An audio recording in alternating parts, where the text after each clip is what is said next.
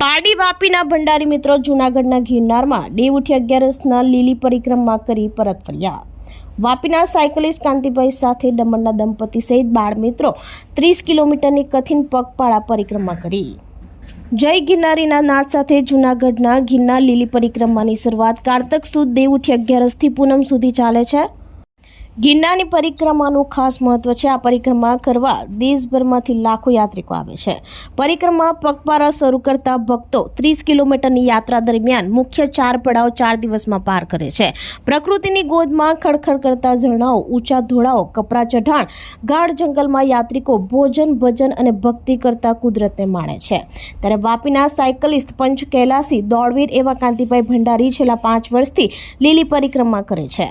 આ વખતે એમની સાથે પારડીના એડવોકેટ કીર્તિભાઈ ભંડારી, ઉમરસાડીના રમણભાઈ ભંડારી, વાપી જટસિંહથી અજીત ભંડારી, કલ્પેશ ભંડારી અને કમલેશ ભંડારી તેમજ પારડીના કિશોર મિસ્ત્રી અને દમણના દંપતી મિત્રો પણ પરિક્રમા 12 કલાકમાં પૂર્ણ કરી હતી। કાંતિભાઈ ભંડારીએ જણાવ્યું હતું કે વાપીથી નીકળી એકાદશીના દિવસે ભવનાથના મંદિરે પહોંચ્યા હતા। અહીં 3 ઘોડી આવેલી છે, જેમાં ઈટવા ઘોડી, માળવેલાની ઘોડી, નાળપાણીની ઘોડીઓ પસાર કરવી ખૂબ જ કઠિન છે। આ પરિક્રમા કરવા લાખો લોકો આવે છે। કહેવાય છે કે લીલી પરિક્રમા સદીઓથી ચાલતી પરંપરા છે। ભગવાન શ્રી કૃષ્ણે સૌ પ્રથમ વખત 33 કોટી દેવતાઓનો વાસ અને હિમાલયના દાદા ગણાતા ગિરનારની પરિક્રમા કરી હતી। જે કોઈ આ પરિક્રમા કરે છે એ 7 જન્મનું પુણ્યનું ભાથું બાંધી લે છે। નમસ્તે, હું છું કાંતિ પટેલ। મારી સાથે બીજા 12 વ્યક્તિઓ છે અને અમે ગિરનારની પરિક્રમા કરવા માટે વાપીથી નીકળ્યા હતા। ગિરનારની લીલી પરિક્રમા એ દર વર્ષે દેવઉઠી એકાદશીથી દેવ દિવાળી 5 દિવસ સુધી ચાલે છે। અમે લોકો દેવઉઠી એકાદશીના દિવસે સવારે 7:30 વાગ્યે ભવનાથ મંદિરે પહોંચ્યા। ભવનાથ મંદિરે શિવજીના દર્શન કરીને ત્યાંથી અમે 12 વ્યક્તિએ પરિક્રમા ચાલુ કરી। આ 12 વ્યક્તિમાં અમે 6 ભંડારી મિત્રો એક સાથે હતા અને અમે આ પરિક્રમા ખૂબ જ કઠિન પરિક્રમા છે।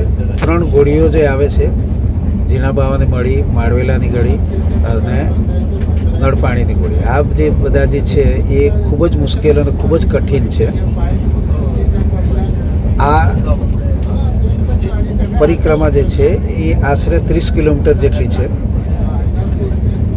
જંગલમાંથી પસાર થાય છે અને ખૂબ જ કઠિન છે। એકાદશીને દિવસે જ્યારે અમે પરિક્રમા ચાલુ કરી ત્યારે જોયું આશરે 3 લાખ લોકો ત્યાં પરિક્રમામાં હતા અને એ પરિક્રમા અમે 12 કલાકમાં પૂરી કરી અને ફરી પાછા અમે આવી ગયા। અમે જ્યારે નીકળ્યા હતા ત્યારે વાપીથી સૌરાષ્ટ્ર જનતા ટ્રેનમાં જૂનાગઢ ઉતર્યા। જૂનાગઢથી હોટલમાં રોકાયા, ત્યાંથી નાહી ધોઈને સવારે ફ્રેશ થઈને પછી અમે આ પરિક્રમા ચાલુ કરી હતી અને ફરીથી પાછા જ્યારે અમે પરિક્રમા પૂરી કરી રાત્રે હોટલ પર આવ્યા।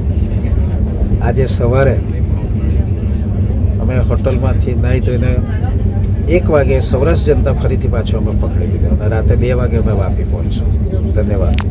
આપણી સંકલ્પ ન્યૂઝ ચેનલને સબસ્ક્રાઇબ અને લાઇક કરો, બેલ આઇકન દબાવો જેથી આવનાર ન્યૂઝ અપડેટ્સની નોટિફિકેશન આપના મોબાઈલ પર સૌથી પહેલા પહોંચે। Like, subscribe and share the video.